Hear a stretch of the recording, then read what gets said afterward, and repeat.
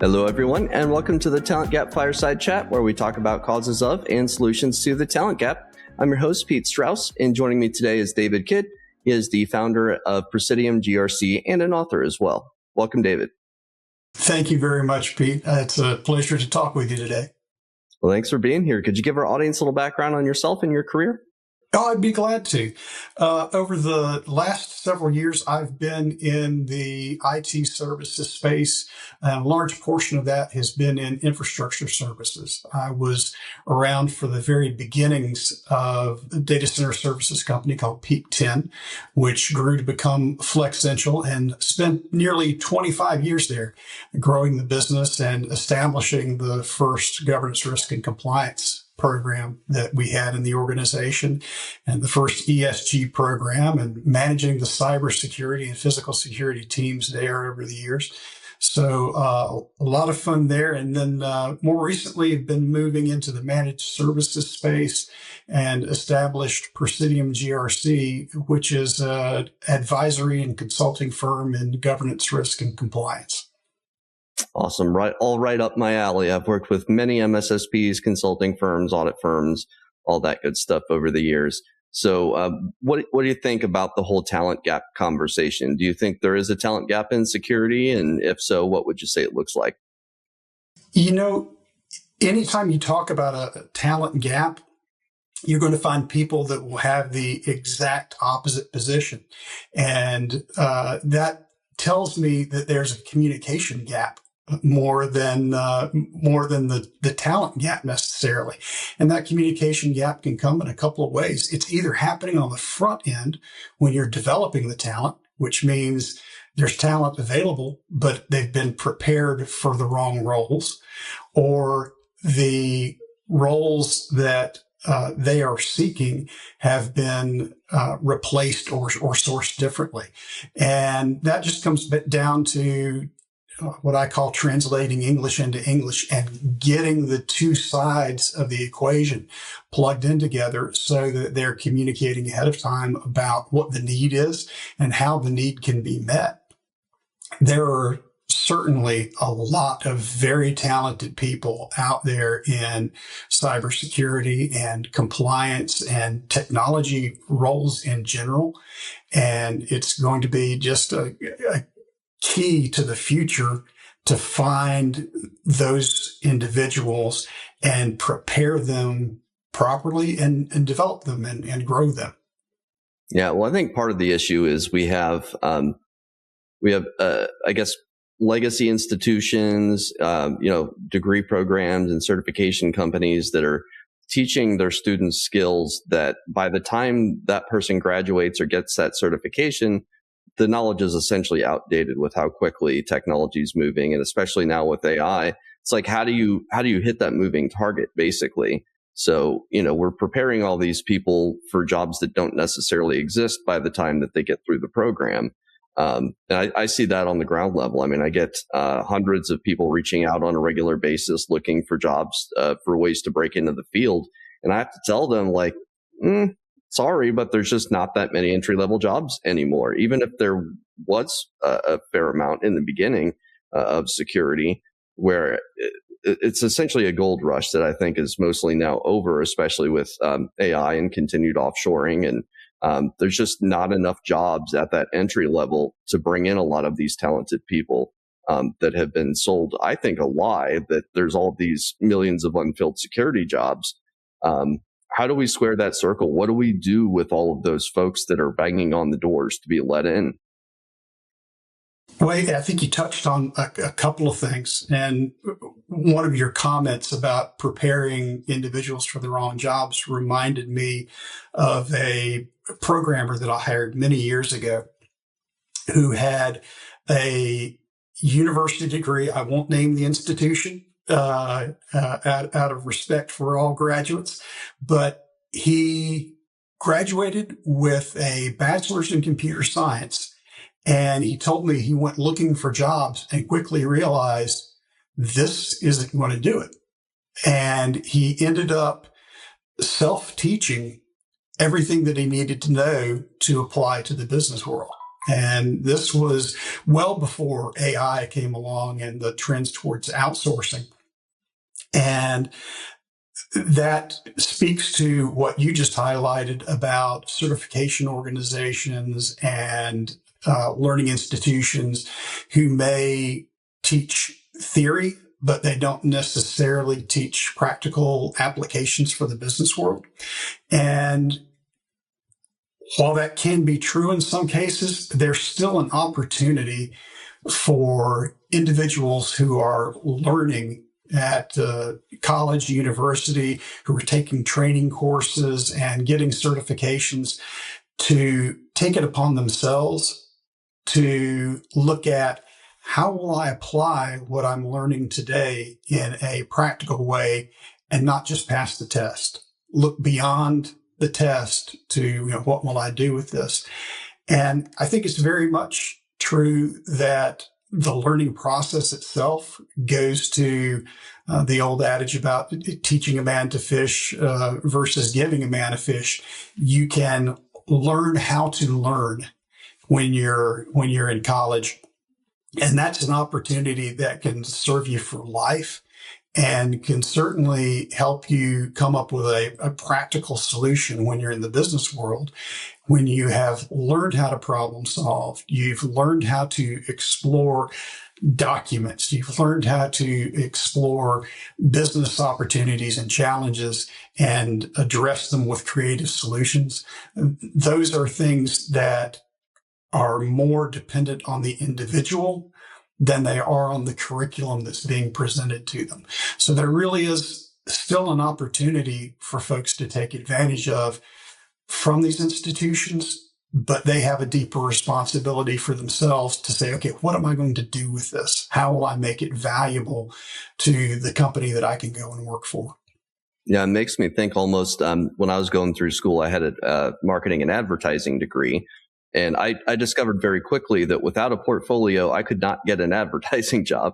So I had to slap something together from my classes, but it wasn't great, and I couldn't get a job. So I just went back to school and went and got my MBA because I couldn't find a job in my field. So it almost makes me think that IT and security folks now need some sort of portfolio. They need to be able to show, like you said, hands-on experience in certain areas. I think sort of the gold standard for that, especially for technical disciplines, has been having a home lab.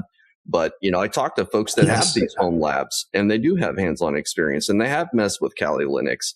They're doing Hack the Box. They're doing all these different things. But at the end of the day, there's just not enough jobs for these folks.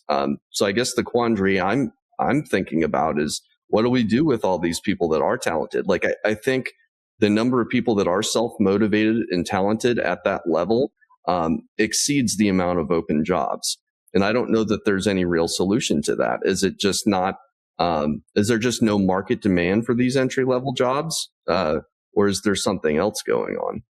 I think certainly, and this is where AI becomes a factor, and offshoring, although I think that is not as new, so that tends to get a little less focused now. But you think about what has happened to entry-level jobs, not just in technology professions and cybersecurity, but really across the gamut of industries.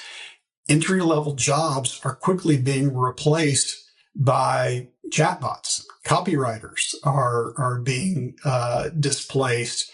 Your marketing folks are being displaced at the entry level, and it really is becoming more and more difficult to get started in those places. And one of the things that I always told my teams when we were looking at technology solutions and tools is, let's find the activities that only smart people can do, and let's have our smart people do those things. The rote tasks and the repetitive activities, opening and closing tickets, or just something that's quick and easy, and you check off the task and you close the ticket and move on. Those are the kind of things that I want to see automated, and let smart people do what only smart people can do. And that means those entry-level jobs that were those rote tasks that you learned from and you got to see what the business was all about are fewer and farther between than they used to be. And about the only solution I can think of for the job seeker at this point is to be flexible and be open to exploring roles that are more generalized than your specialized area of learning or your specialized area of expertise, and learn more about the business you're in general, and how the technology skills that you have can be applied more broadly in the business beyond just a one specific silo. Because you're right, those entry-level jobs, as they existed historically, are harder to find. Well, yeah, it seems that the bar just keeps getting raised day by day. In how do you peek your head up above that bar as somebody who doesn't know what they don't know? It makes me think that maybe the solution is for the job seeker to think about, to your point from earlier, the most difficult problem that the individual could possibly solve, and orient towards that. The things that can't be automated away, that require human judgment, that require critical thinking ability, because LLMs can't think, Right. So you have to learn how to learn and think how to think. And that's where the opportunity is. That, or I guess, people facing roles, or manual labor.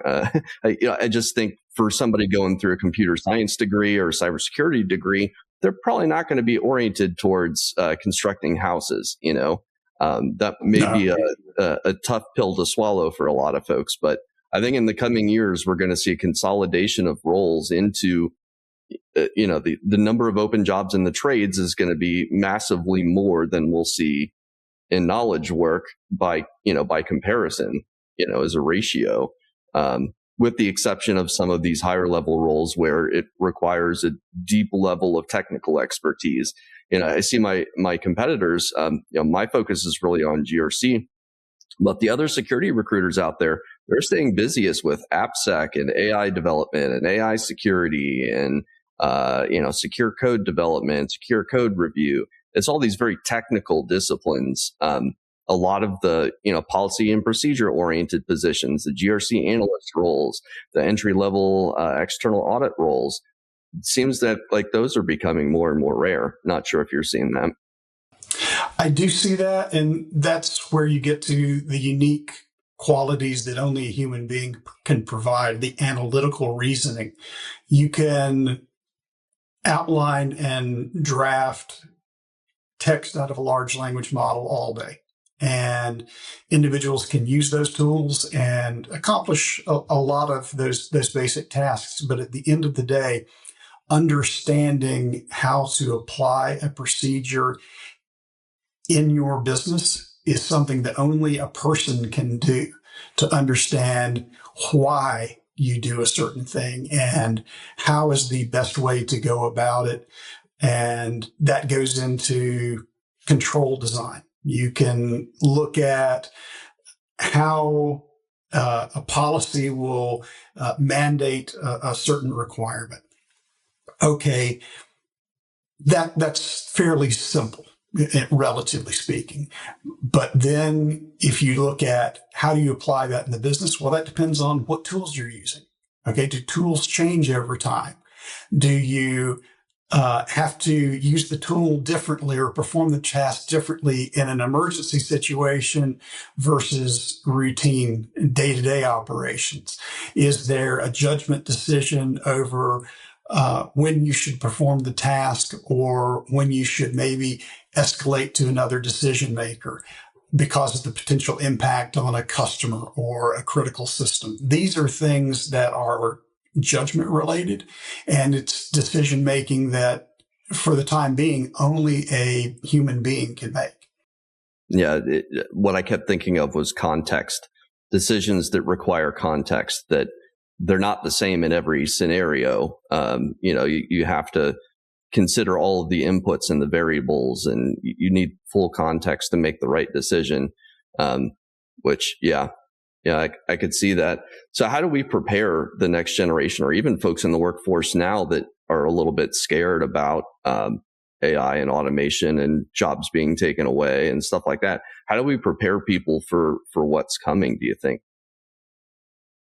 Well, part of it is learn those advanced tools, learn the AI, learn the technology. You mentioned having a home lab, do those practical exercises to learn how to learn how to apply the different advanced tools so that it becomes your partner rather than your competitor.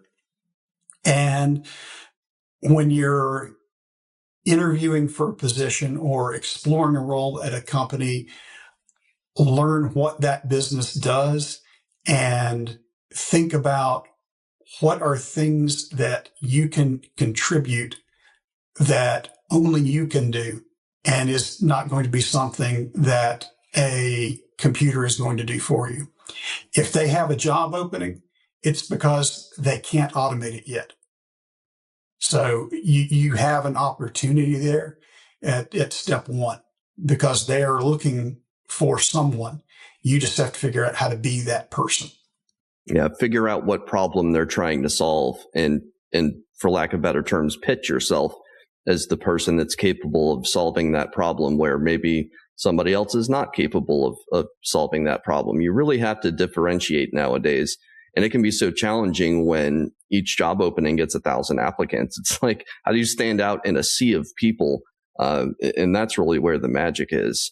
Understanding the human understanding of what exact problem the company is trying to solve by filling that role. And I think most folks don't necessarily look at it that way. They look at a job description as a list of tasks and duties, right. Which, I mean, to be fair, that's what most job descriptions are. They don't talk about the problem that they're trying to solve. They talk about, what dashboard you're going to be looking at or what tasks you're going to be performing, not what the end goal is, what you're moving towards. But I think being able to tell a story about what you're moving towards and interpreting what a hiring company's problems might be, like if you're able to show that level of understanding of, the company's industry and what their challenges are going to be, I mean, that's where the bar is right now to get a job. Like you really have to understand these things and or know somebody within the organization, get a referral, have marketed yourself on LinkedIn. I think there's so much that can be done just from a personal branding standpoint that sets people up for jobs to stand out, because ultimately that's the goal of, a well fleshed out LinkedIn profile and good looking resume. You have to be that one person that recruiter, that hiring manager, they look at that LinkedIn profile or that resume and they say, wow, there's something special about this person. And that can be kind of hard to figure out, like how to present that, I guess. Well, you highlighted something that I think matters in a couple of ways, and that's relationships. You mentioned if you know someone within an organization, well, that gives you a number of advantages. One, you can learn more about the organization and how they work, what their needs are, what their customers need, what their challenges are, and what they're trying to accomplish. And it also gives you those introductions to folks. The other part of the interpersonal relationships is, again, what is something that the computer can't do or the application or tool can't do? It can't understand how do we best communicate with that frustrated customer? How do I manage expectations with senior leadership? You can generate automated reports out of a tool all day long. But how do you explain that to senior leadership from a decision-making standpoint? A business leader cannot be an expert in every discipline and every field that's represented within their company. That means they need a person who is an expert who can explain it to them.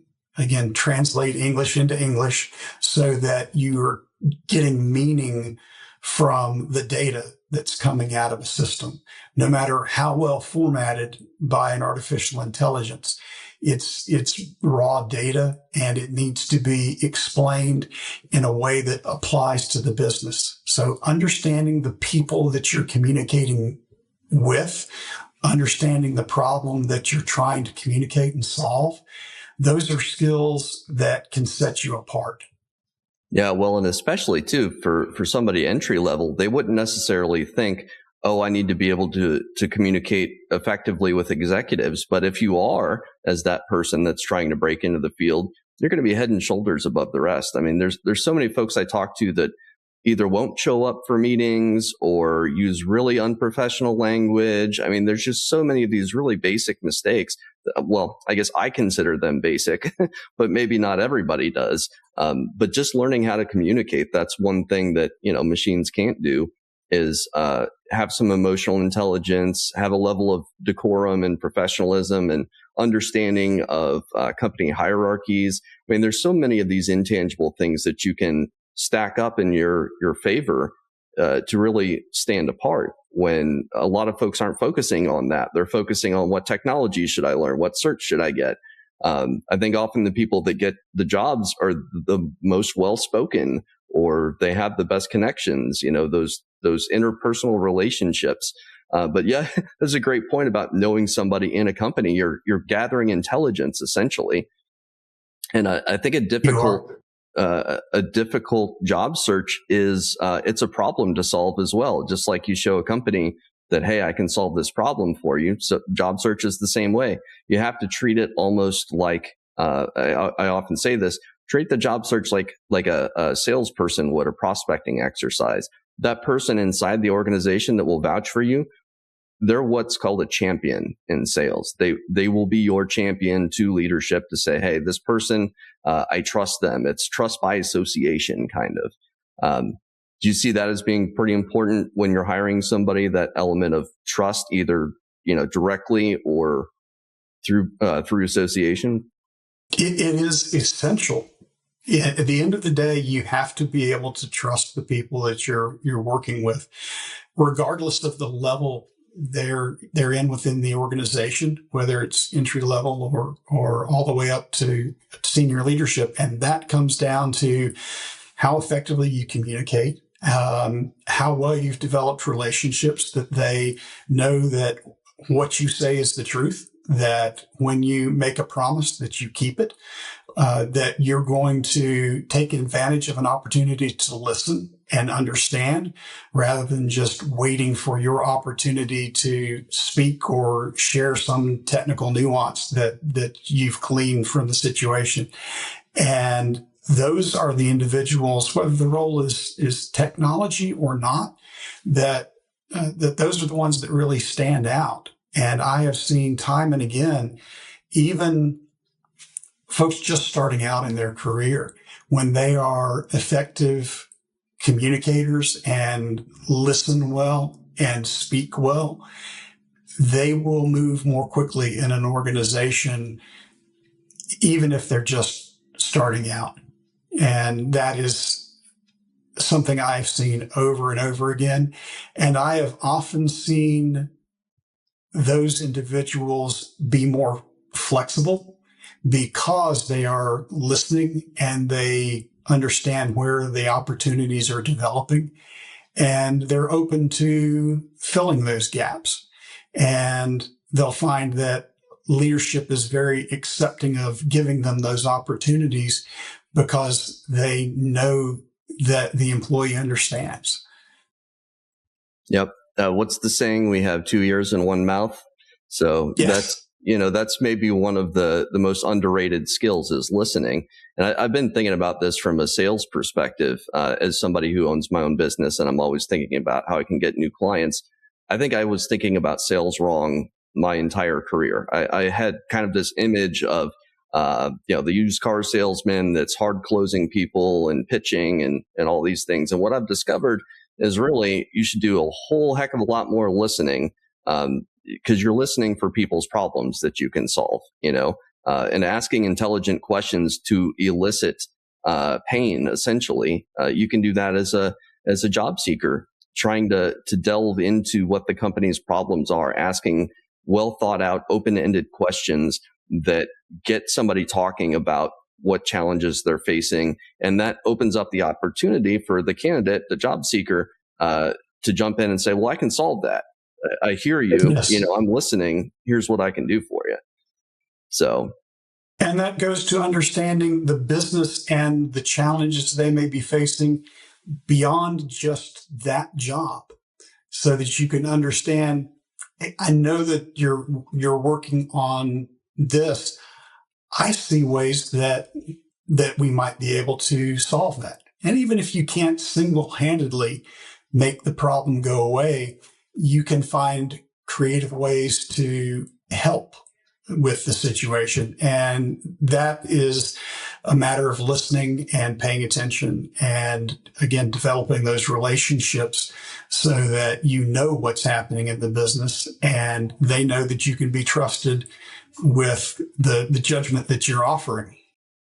yep. Well, and thinking bigger picture about the company and not just the individual task that's in front of your face. Yes. Because again, if we're too task oriented, those are the things that are going to be automated away.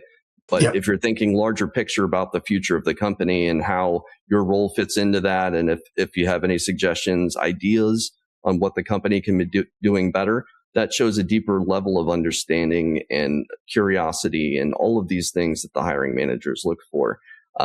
But I think there are a lot of people that meet a lot of these sort of intangible, or they have these intangible traits. What about on the hiring side? What do you think that hiring managers are doing wrong, right?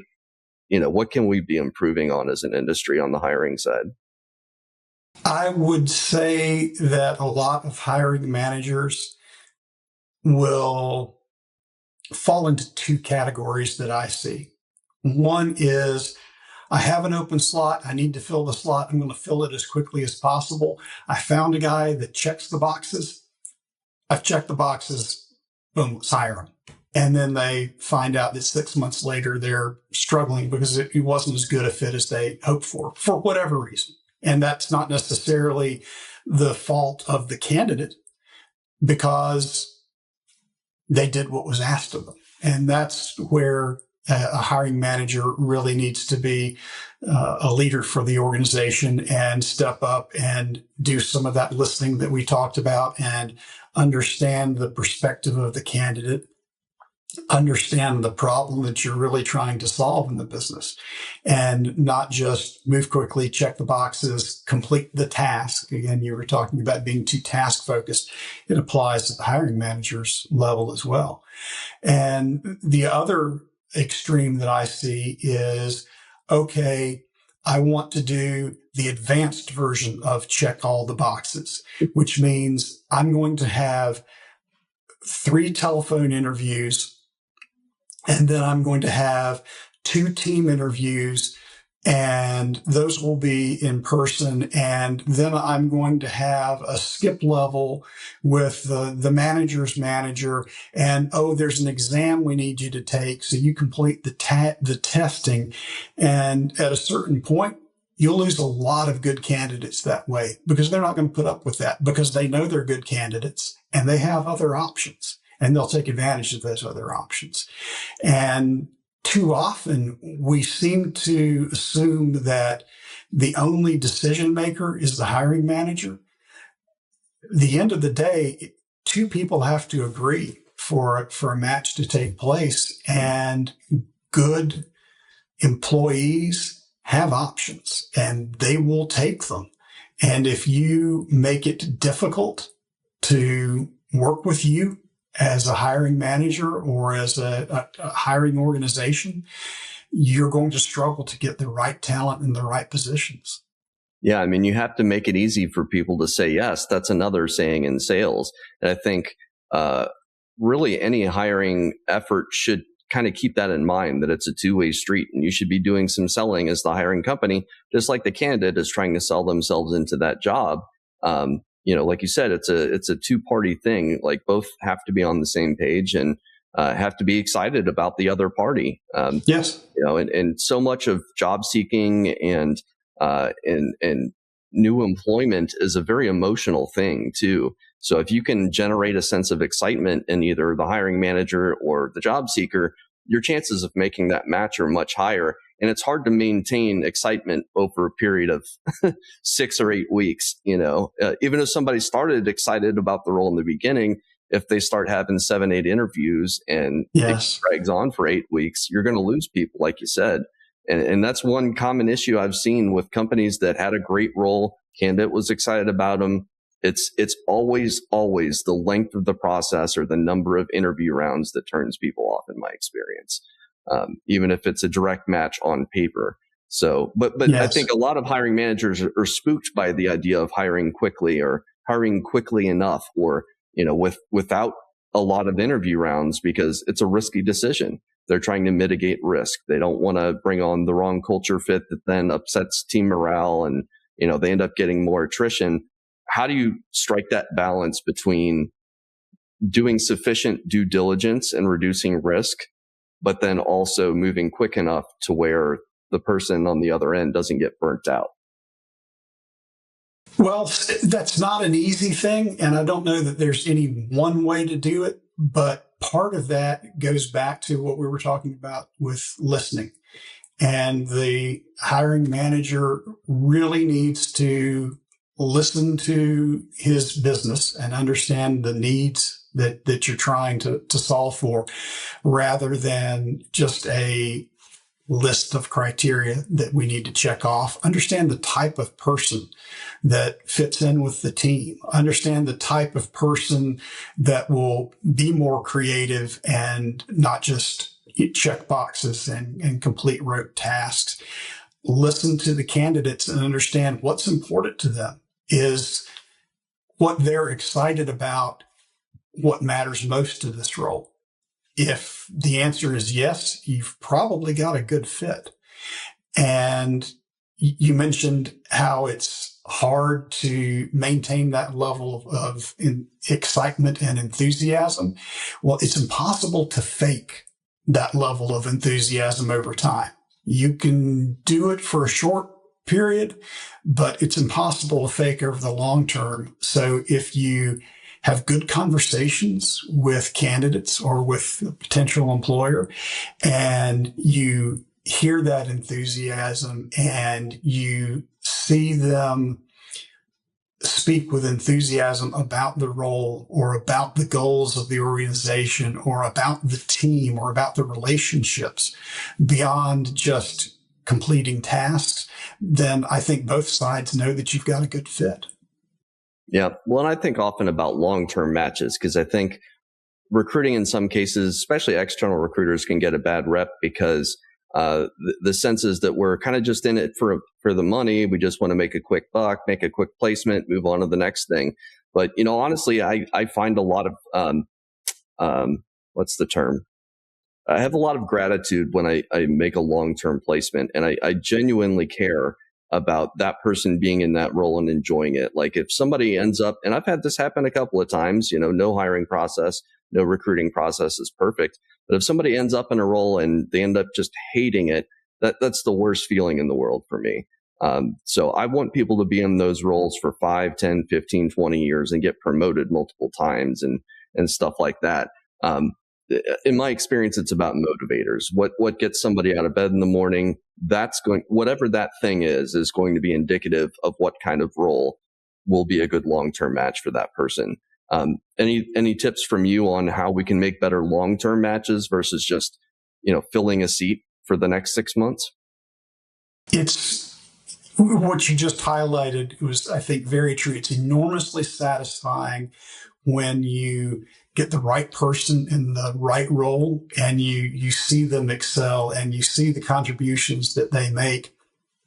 And that's what gets you out of bed, making those connections. That's what excites you. And we were talking about the excitement factor. If you see what people are excited about, you see where there's a good fit. So again, it gets to be very personal. It's very emotional, especially for the job seeker who is trying to decide what direction their life is going to take professionally. And if they're excited about what they're doing, they're going to do a good job. And if you have found that your need as a hiring manager aligns with what they're excited about, then that's going to be of enormous benefit to the candidate. That's going to be enormous benefit to the business, and it's tremendously satisfying as a hiring manager to see, okay, this was a good fit. This is fantastic. I'm really seeing great things accomplished by everybody working together on this. That's when the job becomes fun.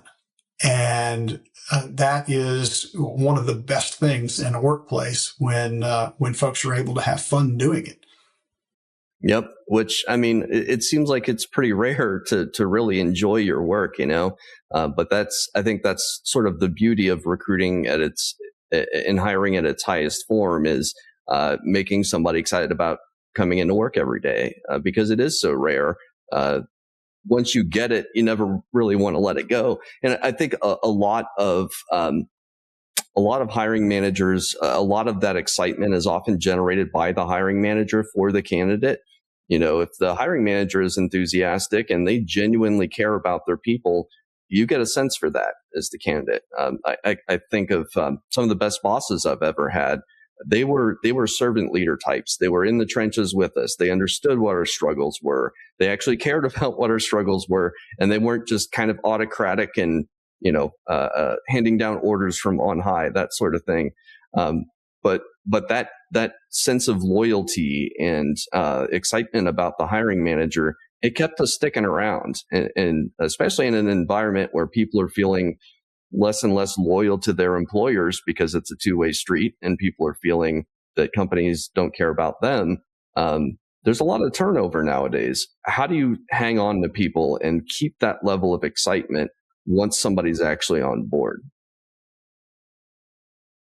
Well, this is going to sound very cliche, but at the end of the day, character and integrity matters. And that's really where that comes from.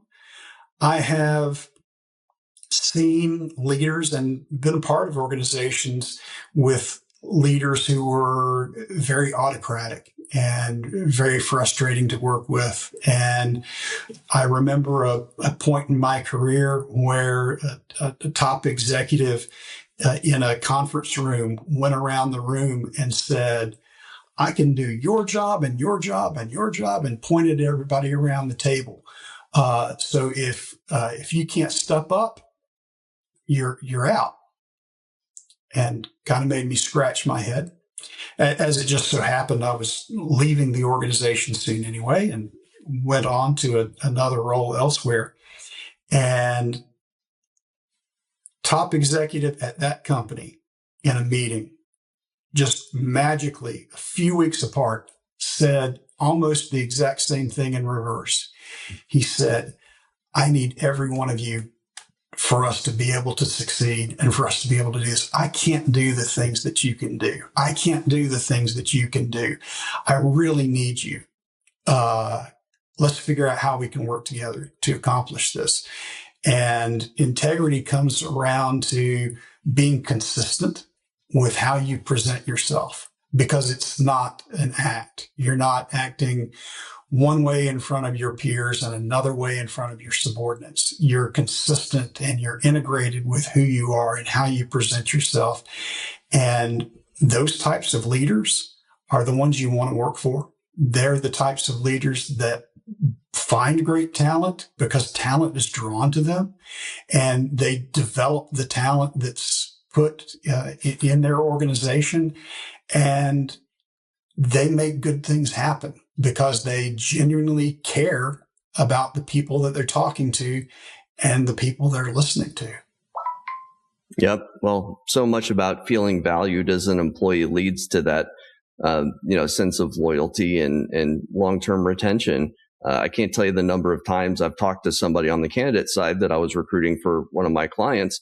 They would say, I don't feel appreciated. None of my ideas are ever listened to. I feel like an expendable widget. I'm just a cog in a machine. Nobody actually cares. And at the end of the day, like I kind of get that to some degree. As a company, you're a business. You're not a family like so many people say on job descriptions these days. But how do you straddle that line between business and personal life, since they're so intertwined in many cases. Like if you're having a bad day at work, it's going to show, or a bad day personally, it's going to show up in your work. How do you compartmentalize or keep that separate?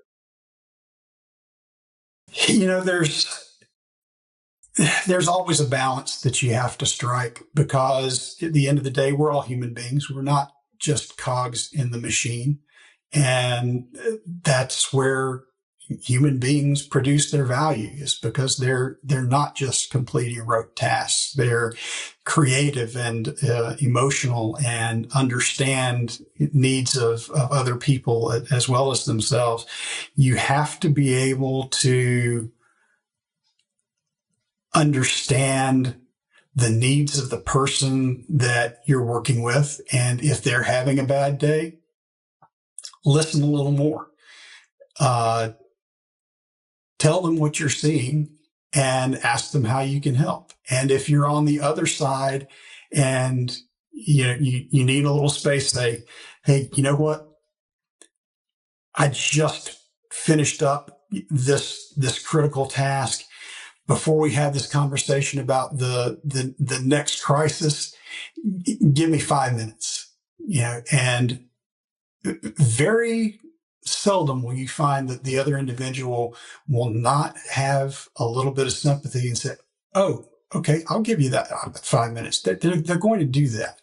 And again, that just goes back to the communications and actually listening and being genuine in your caring, because you can't fake it for very long. You can only do that for a conversation, but day after day, you're not going to be able to do that. And it puts demands on both sides of the relationship to be able to say what's happening, say what you need, and listen to the other individual and really care. Yeah. Well, I guess personally, as somebody who, I consider myself pretty transparent, and I communicate very directly and stuff like that. I feel like sometimes there's a tension between how much is transparency and how much is oversharing, I think that's kind of why we have the quote unquote code of professionalism, is to determine what information is okay to share at work and what isn't. And it can be kind of a fine line. Like you want to give people enough information so they understand what's going on with you if you're having a tough day, but maybe you don't want to tell them all the specifics, No. And I guess to the example I gave, hey, you know what? Can you give me 5 minutes? I need to take a break. That's one thing. To say, you know what? My dog died, and my mom called me up and said that she's got this going on, and my boyfriend or girlfriend was really mean to me last. You don't need to go through all of that. That just comes down to professionalism. You don't need to be telling your boss that. You certainly don't need to be telling your staff that as a leader. And there are boundaries in a professional world that are separate from a personal relationship. And that is always complicated when you have individuals that have worked together for many, many years, because we're human beings. We're going to form relationships and be friends with each other. Some of the best friends that I have been folks from my professional life over the years. But at the same time, we always understood at the end of the day the separation between our personal relationship and our business relationship and roles. And there is some judgment that has to be applied there. And you have to be careful with that. Yeah. Yeah. I mean, you don't want to be viewed as a risk, basically, to a company or its success. I think that's kind of the dividing line between what's okay to share and what's not. Is this going to make me look risky? Which, same thing goes for the job seeking process. And you don't want to be viewed as risky. You want to be not necessarily a safe bet, but you don't want to be viewed as either a flight risk That's a common thing I hear. If somebody has a bunch of short tenures on their resume, they don't want to be viewed as a flight risk. But ultimately, just understand that. Yeah, reliable. That's a great way to say it. Yeah, always want to be reliable. Well, it's a great place to wrap up, actually. Just one last question for you, David. Is there anything we're not talking about in the industry, but we should be, especially as it relates to hiring? I think you touched on a lot of the big topics that folks are dealing with these days, and those come down to how is technology transforming the workplace, especially for the entry level people that they're out there looking for their first jobs or early career moves. But beyond the technology side, it really comes down to what we have said in several different ways throughout this conversation. It's relationships. And those can be applied not just through the hiring process, but really throughout the career and throughout your professional life. Understanding the needs of customers, understanding the needs of a company, understanding the needs of people on your team, whether they're peers or a leader that you're working with or someone that works for a team that you're managing. Those are the skills that can really set a person apart. Absolutely. Well, and as technology continues to get better, I think ironically, the human piece of all of this that we're doing becomes even more important. Those relationships, those emotional connections with people. That's the one thing that, machines, at least as we can tell right now, will never be able to do, but we'll see, I guess. Not today. Well, thanks for your time, David. If people want to reach out to you, what's the best way to do so? Absolutely. You can find me on LinkedIn. Very easily. My name is David Kidd, and again, I'm with Presidium GRC. Awesome. Thanks for your time, David. Thanks, everybody. Thank you. Hello, everyone, and thanks for tuning in to this episode of the Talent Gap Fireside Chat. Don't forget to follow our page on LinkedIn and like and subscribe on Spotify and YouTube. Hit that notification bell to be notified when we drop a new episode. New episodes air every Friday at 4 p.m. Eastern.